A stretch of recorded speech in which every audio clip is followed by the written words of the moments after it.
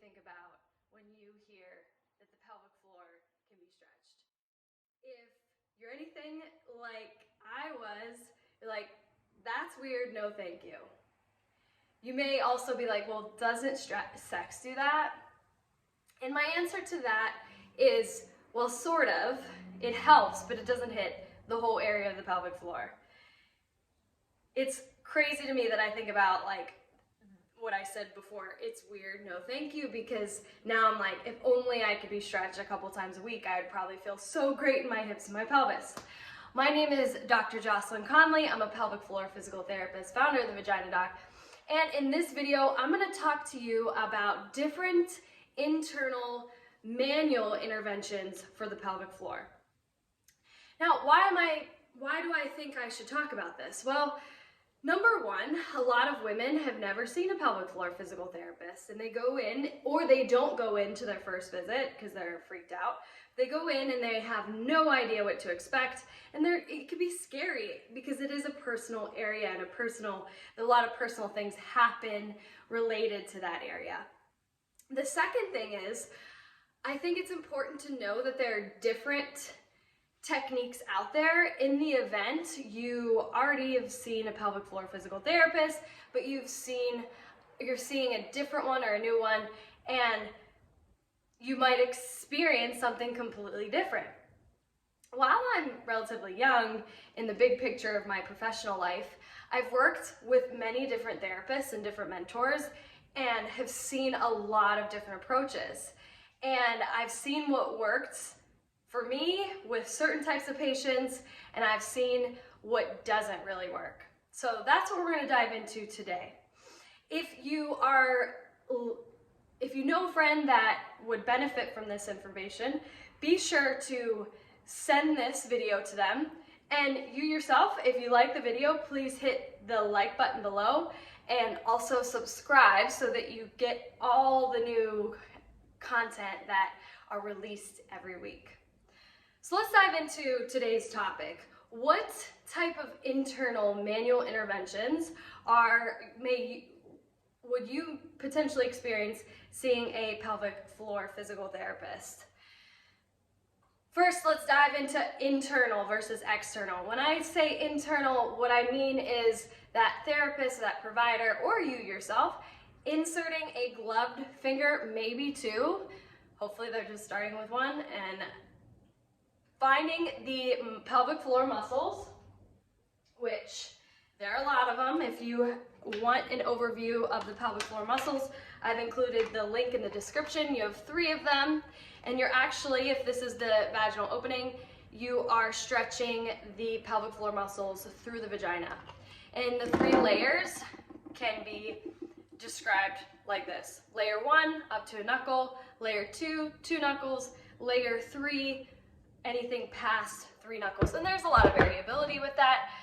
Depends on the person and their history.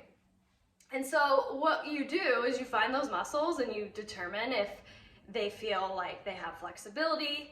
There's restrictions that when you press on them, there's no give, it feels like a wall. Or you determine if there's scar tissue that is essentially grabbing onto the surrounding tissues, including muscles, connective tissue, and restricting their movement.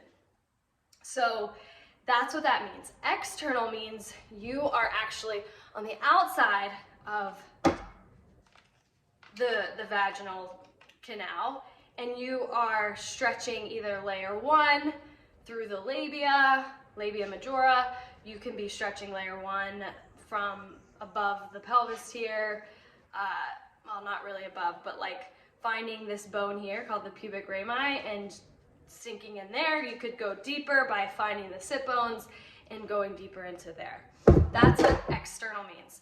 If it's internal, typically everything from the waist down is off. You have a blanket covering you when we don't need to see anything. And then when you were working externally, or you're working externally, you can have your clothes on. It is, depending on the technique, more effective to be on skin.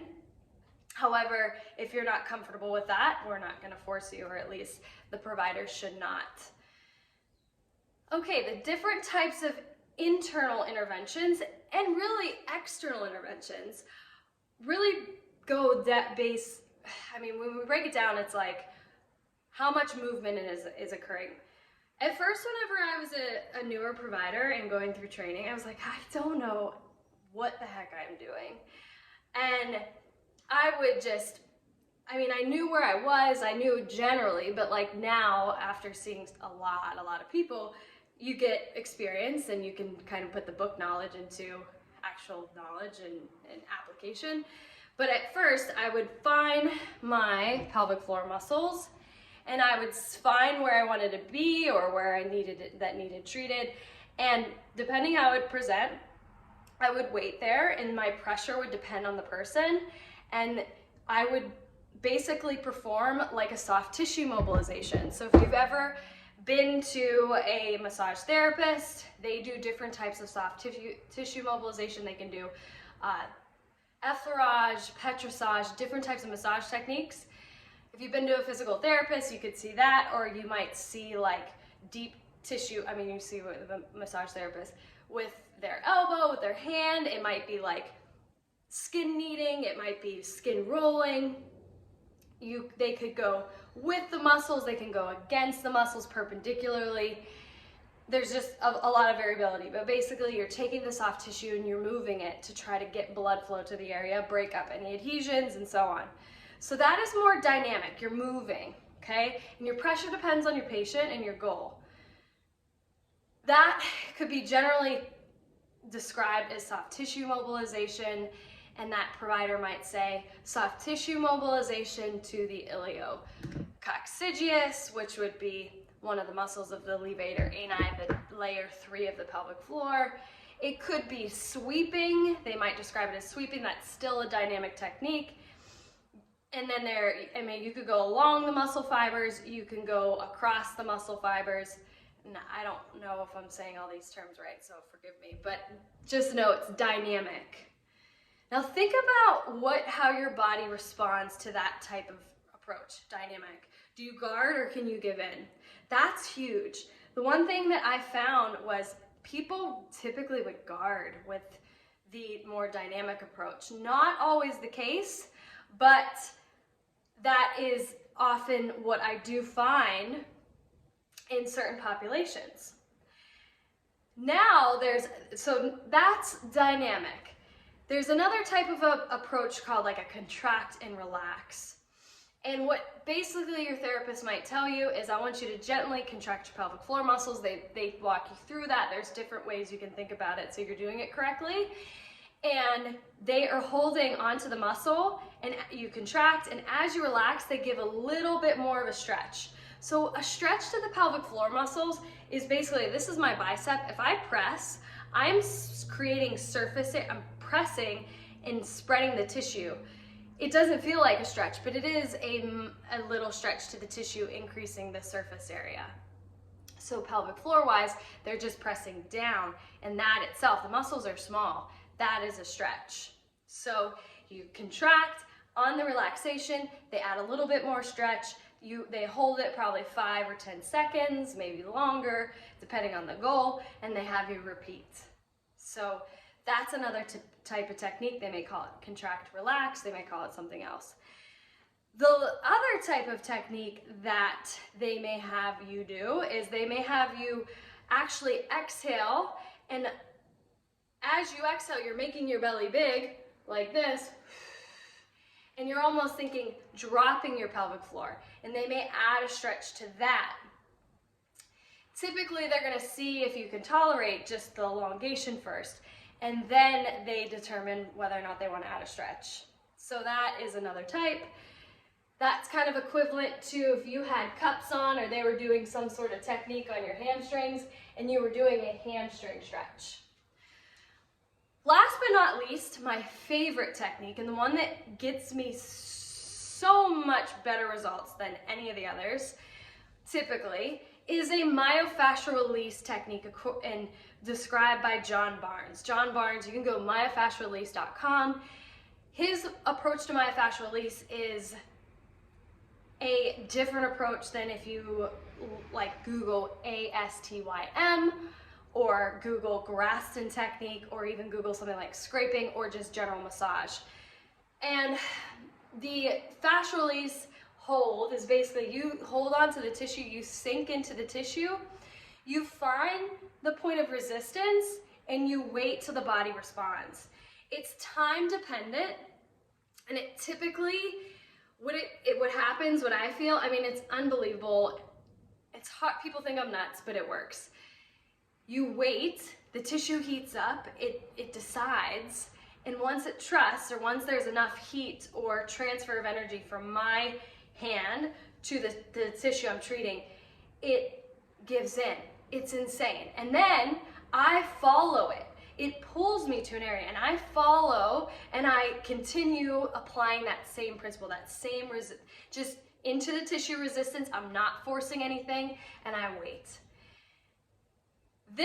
Why I think this is so much more effective is there's so much fascia in the pelvic floor. Layer 2 is almost all fascia and connective tissue. And there's a lot of, just, I think, guarding down there. I mean, you're letting a stranger. Even though people get to know me pretty quick, I'm still a stranger to a lot of people. And so if I force, which massage, soft tissue mobilization techniques, a lot of them are a force, people tend to guard. This isn't a force, this is a follow. So I am waiting till your body gives me permission and to move, and move with it. So it puts the healing or the response into the person, and it is absolutely just wonderful. Typically people don't have pain, it's not painful, whereas the other techniques can be painful. And it's so easy to do. I mean, you literally just find some restrictions, and that's the skills. Like, how do you know what a restriction is? And if you're doing it yourself, that's what's, trying to figure out what's normal versus what's not, or what's stiff versus what's not. And everyone's baseline, stiffness, quote unquote normal, is a little different. And but once you get it, and you just wait like 5 minutes, maybe 10 minutes, and you wait for that heat, and it feels hot, and then you just wait for the pull. It is unbelievable. And I tell my patients, I'm like, part of me, part of me wishes that you would be doing this first so you could feel it and you can buy in. Now, the key to this is the most release comes when you are present in your body. When you are out of body, like you're just thinking about grocery lists, you're thinking about this, that, and the other thing, you're not as likely to, your body's not there, your spirit's not there, whatever you want to call it, to go through that process. So it might take longer, it might not happen at all, you might not be ready, and that's okay. So therapists, you have to read your